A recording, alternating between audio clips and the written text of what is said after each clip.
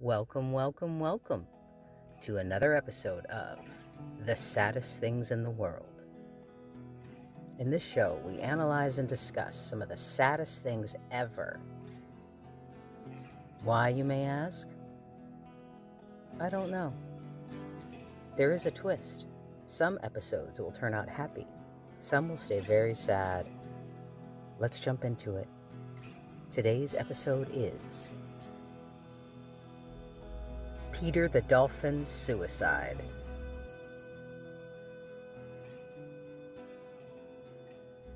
Margaret Howe, a researcher for NASA, and Peter, the dolphin, first met in a bizarre NASA-funded experiment designed to teach dolphins to understand and potentially even mimic human speech. Probably trying to weaponize dolphins is what I hear. Okay, the purpose of the test was stranger still, with a long-time goal being to work out how humans could talk to aliens. Okay, I didn't see that coming. Perhaps even odder was the massive undertaking to create the Dolphin House, a sprawling complex flooded with water where Margaret the researcher and Peter the dolphin would live together for 10 weeks. Okay, everything sounds pretty normal at this point. I mean, besides weaponizing dolphins and the alien part, but okay. Margaret would spend all of her time in the 22-inch deep seawater with Peter, apart from when she could climb into a dry bed or desk which hung from the ceiling, hidden behind shower curtains. It might have been a little peeper. The couple, Margaret Howe and Peter the dolphin, the couple were to live, sleep, wash, eat, and play together as they attempted to teach the dolphin how to speak through his blowhole.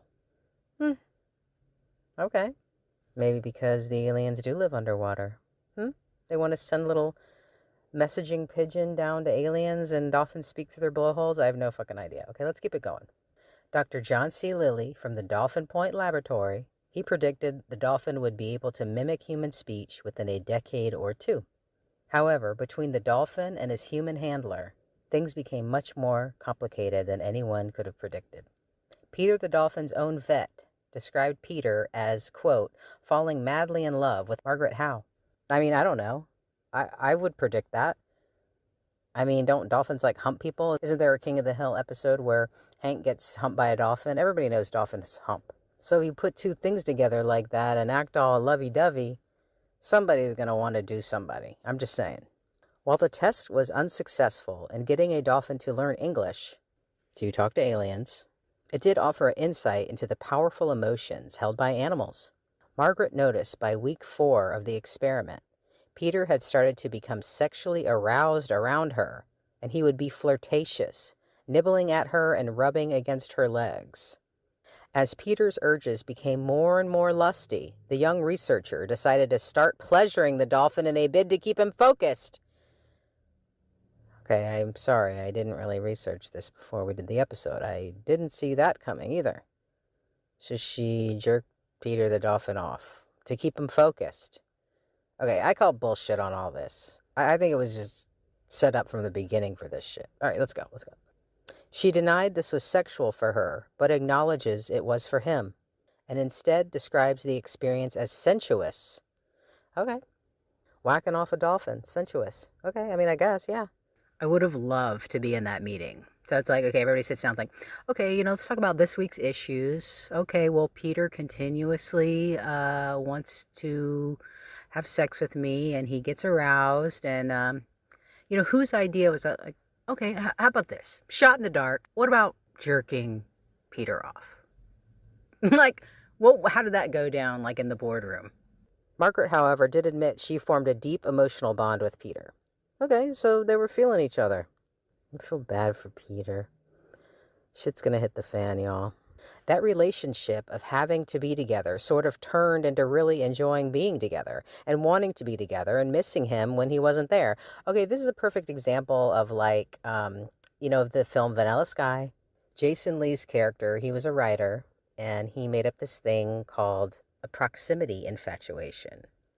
And it's kind of funny because it's you don't really like the person or the dolphin, but they're just in your proximity. It's people get crushes with people at work.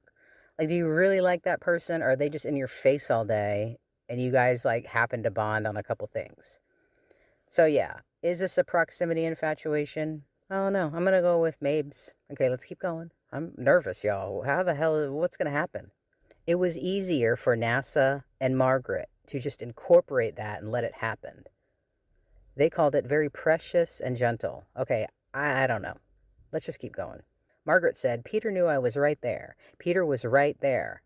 Again, it was sexual on his part, but not sexual on mine. Sensuous, perhaps. It would just become a part of what was going on, like an itch, just to get rid of that. Scratch it and we'll be done and move on. Okay, I feel that. I don't think I would ever, under any circumstance, jerk off an animal. But, I guess you never really know.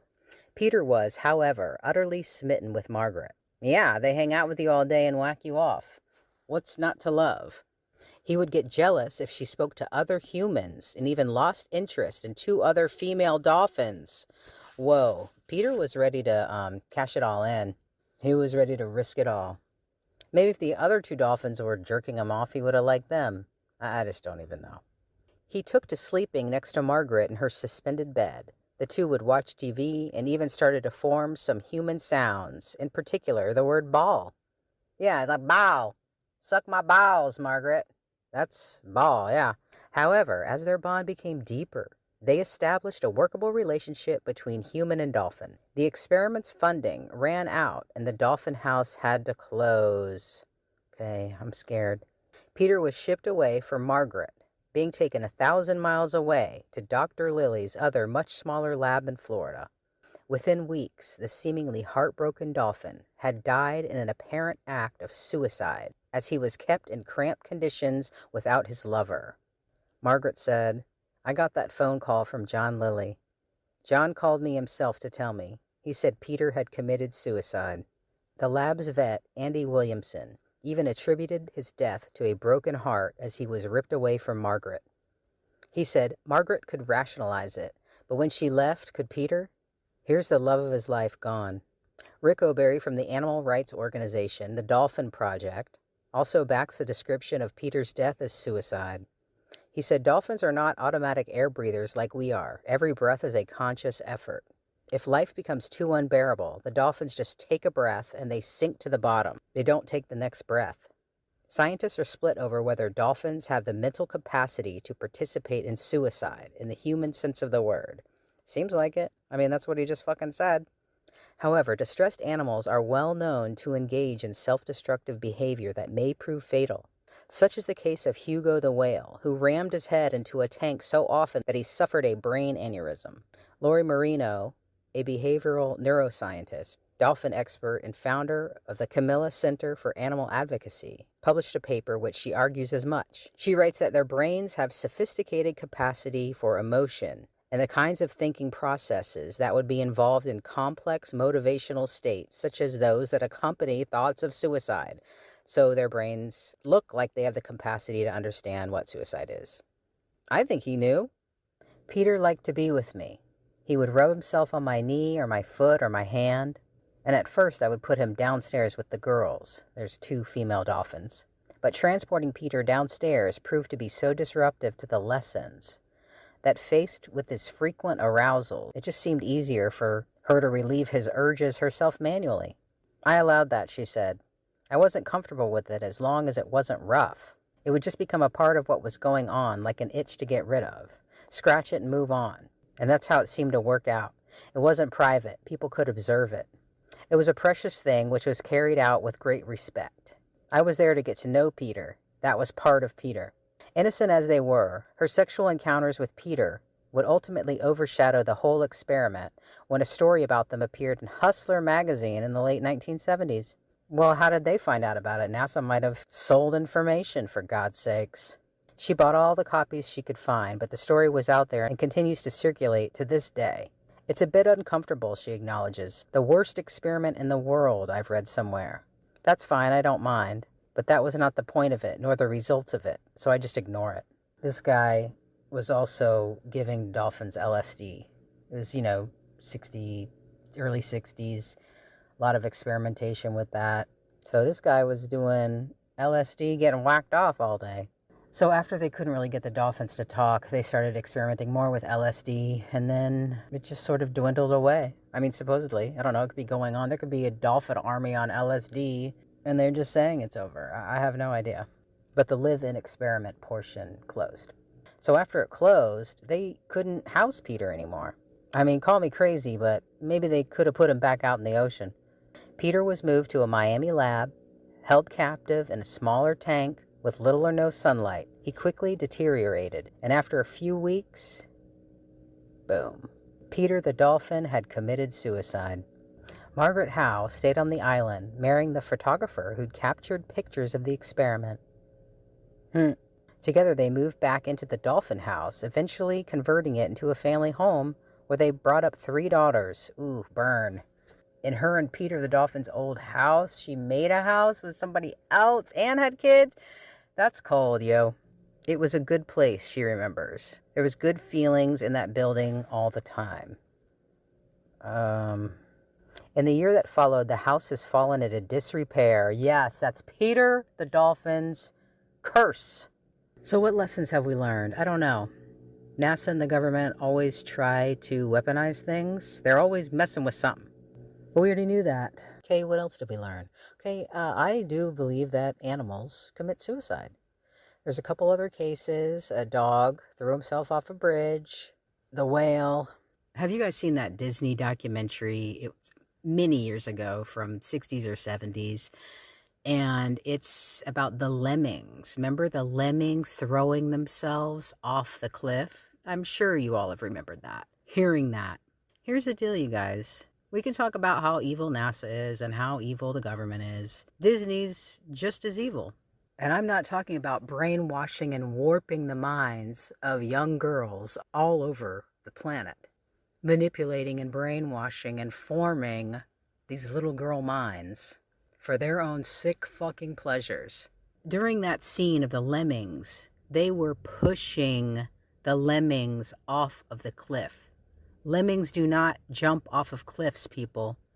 Disney was throwing the lemmings off of the cliff for that documentary. The myth that lemmings commit mass suicide by jumping off of cliffs is not true. The myth was popularized by the 1958 Disney documentary called White Wilderness, in which the filmmakers manually ran a pack of lemmings off of a cliff to make for good TV. The film footage was edited to make it appear like a natural mass suicide. The documentary won an Academy Award for Documentary Feature. Precious. Once the filmmakers had acquired enough animals, crew members constructed spinning turntables covered with snow to throw the lemmings off the fucking cliff. That's your Disney, people. That is your society, not mine. So there you go. So besides NASA and the government always messing with something, trying to weaponize shit, I don't know what else we learned. I do honestly feel that Peter, the dolphin, did commit suicide. So there we go.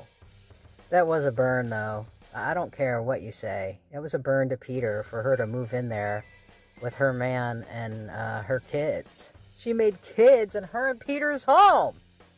People are fucking cold out there, yo. I don't know. That's the part that really continuously keeps my heart closed and continuously make me have no hope for humanity. So there we go. Hope y'all enjoyed the second episode of The Saddest Things in the World. Fuck animal testing. Fuck weaponizing everything that exists. See you next time on The Saddest Things in the World. Let me tell you this. The older you do get, the more rules are gonna try to get you to follow. You just gotta keep living, man. LIVIN. WITHMESHOW.com. LivingWithMeShow.com.